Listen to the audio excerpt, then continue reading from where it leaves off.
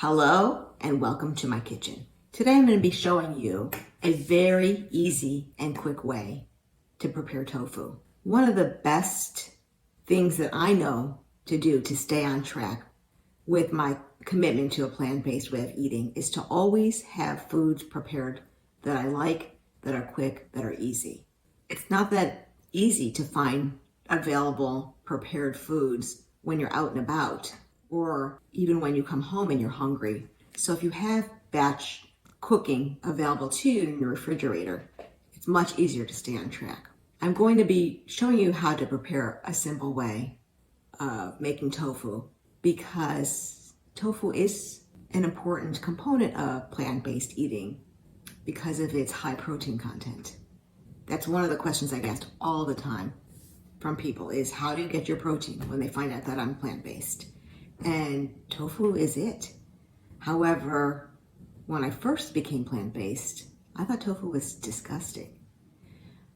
Some people describe it as having a wet sponge consistency, and that's exactly what I thought as well. The secret, however, to getting rid of that wet sponge feeling is to first press tofu.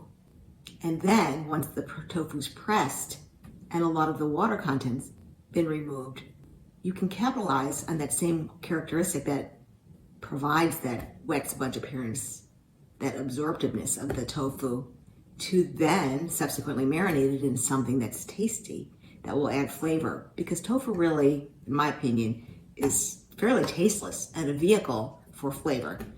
So using tofu in this way, getting rid of the water and putting in the flavors that you want, really makes it something tasty and something that you can keep on hand in your refrigerator, or eaten warm right away or hot right away after you cooked it. That's satisfying, that keeps you full, that's nutritious.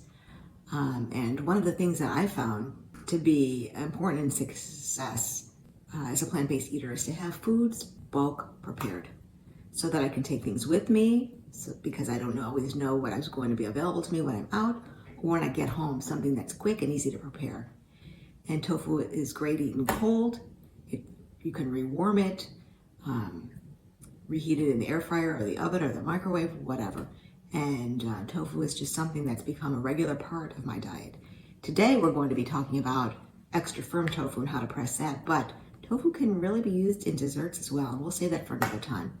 But silken tofu, which is a totally separate thing, is amazing in desserts, to make mousses, to make pies, etc.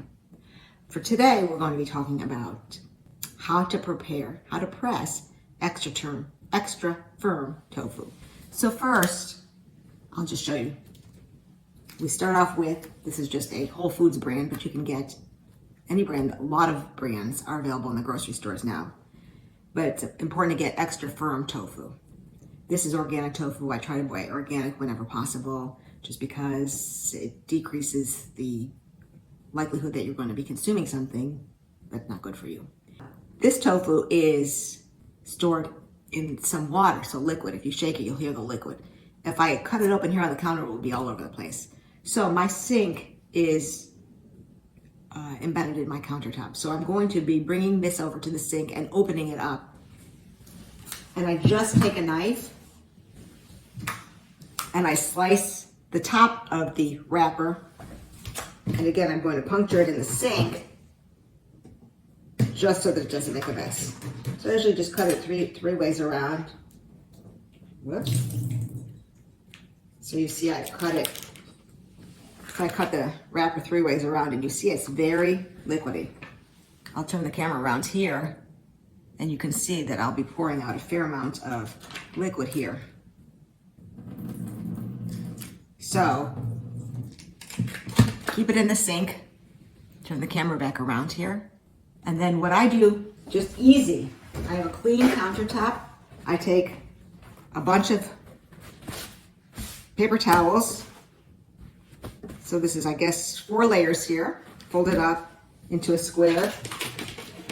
I take my tofu out of the container. You see you have a rectangular prism, I guess the geometrical term for that would be. And then I'm going to slice it so that I have 2 equal pieces of tofu so that I have the greatest surface area retained. So I slice it longitudinally like this, and then I have 2 blocks of equal sized tofu. Whoops, that one came out a little bit crazy on the end there because I hadn't cut all the way through. But that doesn't matter, just continue the cut. You have 2 pieces of tofu now. So again, I'll show you this. On my paper towel, I have 2 blocks of tofu. I take some more paper towels, make a bunch of layers again, maybe about 4 layers, put it on top.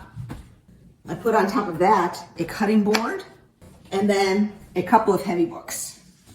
And I just let this sit an hour or 2.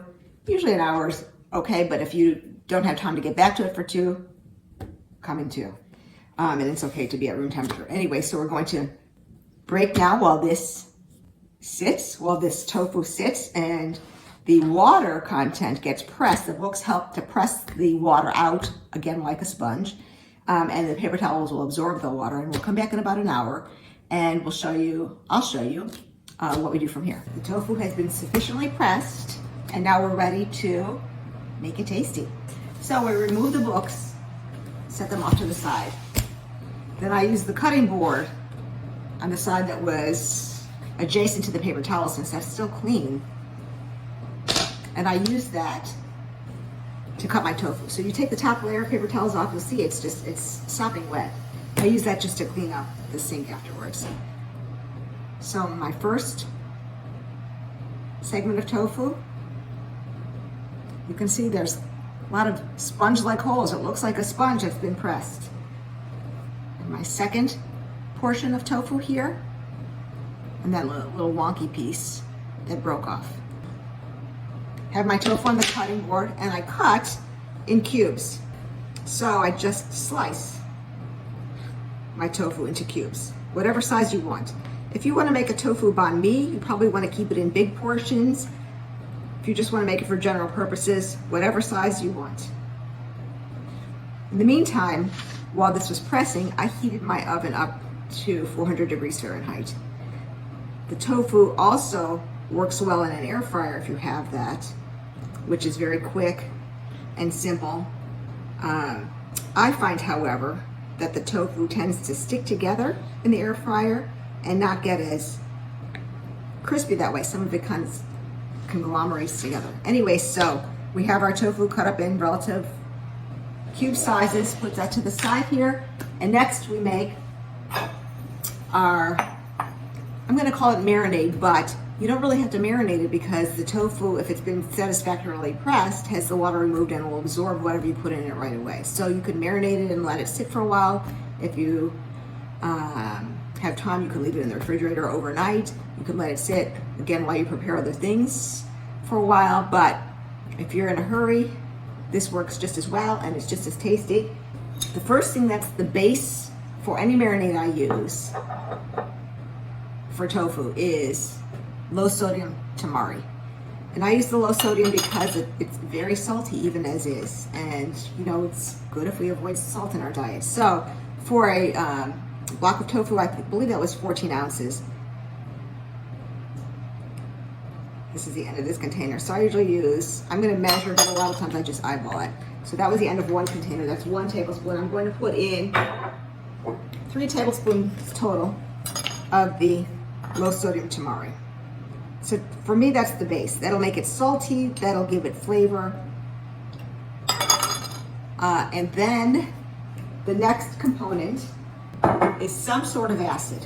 I use a sugar-free, and sugar-free does not mean it's got sugar substitutes. It's just, if you look, it's just rice vinegar. Sugar-free rice vinegar. So I use some sort of acid. So if I'm using 3 tablespoons of soy, or the tamari, I use probably 2 tablespoons of the rice vinegar. Any kind of acid will work here. And again, this is whatever your personal taste is. You can use fresh squeezed lime, fresh squeezed orange juice, balsamic vinegar, really any kind of oil will work. A good teriyaki-like sauce that I like to do is to put in lime and some ginger, in addition to the tamari. But for now, I'm just using a basic Then after, so there are two things in here now. There's just the low sodium tamari and the rice wine vinegar. I next like to add a little bit of, you can put sriracha, like Frank's hot sauce.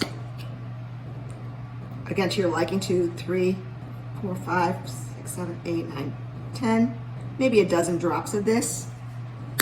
Again, whatever's to your liking. Mix this up.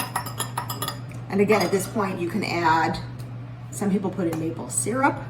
It will give the tofu a really nice sheen.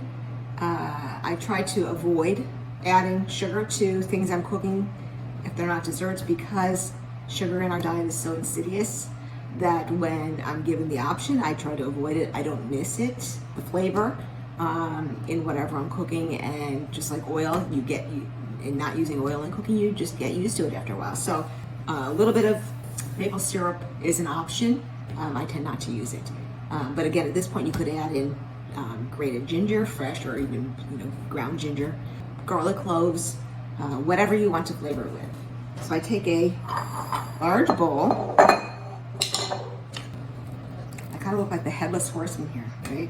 Anyways, I put my cubes of tofu, which are very dry, which is how I want them, in the bowl. And this is, again, just my simple, quote, marinade. Pour that in, and you'll see right away it starts to soak up. And again, you want to put this in the refrigerator to marinate. You want to leave it at countertop if you're not going to marinate it very long. Whatever you want to do, it's up to you. I think most of it gets absorbed just with a few stirs. And you'll see pretty much every piece of tofu is coated. And if you were to squeeze it, you would again feel that it's, again, more liquidy than it was. I don't want to say liquidy, that's not the right word. But again, has a higher fluid content than it did before you added the marinade. And you see in the bottom of the bowl, there's pretty much nothing left. So for me to marinate this wouldn't really have a great benefit, because there's nothing in here to sit the tofu in, because the tofu is absorbed it all. You see the color of the tofu has changed too. It's beautiful, right? The next thing we do is just take a cookie sheet. I like to line it in parchment paper, but you can lay a silk pad on it and be done with it, which are reusable. I like to put it on a parchment paper. Again, at this point, you can put it in your preheated air fryer. So just put a piece of parchment paper there, and then I just dump my tofu on top. And again, the reason I use it in the oven instead of the air fryer most often is because it tends to be crisper. I guess I should have mentioned also that to make it, if you really want it really crispy, like if you remember chicken nuggets type of crispy, you can add, after you've added all of your marinade ingredients, you can toss it with a little bit of cornstarch, and that will coat, and by a little bit, I mean generally for an amount this much, maybe 2 to 4 tablespoons of cornstarch, and just stir it all together, and it will be a coating for the tofu and make it really crispy. You can also, instead, if you don't want the cornstarch, it will make it a little bit less crispy, but you can add nutritional yeast, which is very good in B vitamins and protein, and gives it a little bit of cheesy flavor. It depends what you're going to use the tofu for afterwards. So here's my basic tofu. You see there's just a little bit of liquid left from the bowl, and I have my cubes here. So I will put this in a 400-degree oven for about 20 minutes. You can you can flip halfway through, particularly if you have bigger slabs, you'd want to do that, but these cubes are pretty small. They're going to cook right through. I just like to do something where I can put it in the oven and leave it. So I'm going to put it in the oven 400 degrees, approximately 20 minutes. And you want to, just check to make sure it's nicely golden brown at the end. And then we will come back and see how it looks at the end. It's been about 20 minutes. I put the timer on to see, and I like the tofu a little bit crispy for me, a little bit brown. Again, it's to your liking. And I took a peek, and it looks like it's done. So now we'll put it out of the oven, pull it out of the oven, and I'll show you what we have. So I'll turn the tofu to the camera so you can see it better. okay? But you can see that they're all round and golden. They look delicious. They smell delicious. And if you pick one up, they're very, a little bit still, a little spongy, but fairly firm. That was hot. What I forgot to mention before is that oftentimes I will actually double the recipe of the quote marinade, whatever I've been using to flavor the tofu, because sometimes that's good to put on top after in whatever preparation you're using the tofu for. Or sometimes when, depending upon how much moisture the tofu is willing to absorb, you may not have enough of that liquid solution to be absorbed by the tofu, and sometimes you need to add actually more. So you can, use the 3 tablespoon base of the low sodium tamari, as I said, with the other ingredients, or you can double that. And the tofu is now ready to eat.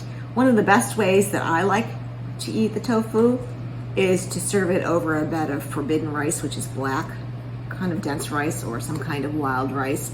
And then I like to make a dressing. This is something a little bit more luscious, of a little bit of smooth unsalted almond butter beaten up with ginger and some lime juice, and again a little bit of rice wine vinegar, a little bit of tamari, low sodium tamari again, and blend that all up in a Vitamix, in a magic bullet, in a blender, whisk it, and then just to drizzle a little bit of that over the top. Again, the tofu, even though it has absorbed a lot of moisture, will still accept additional flavoring from whatever you put on top.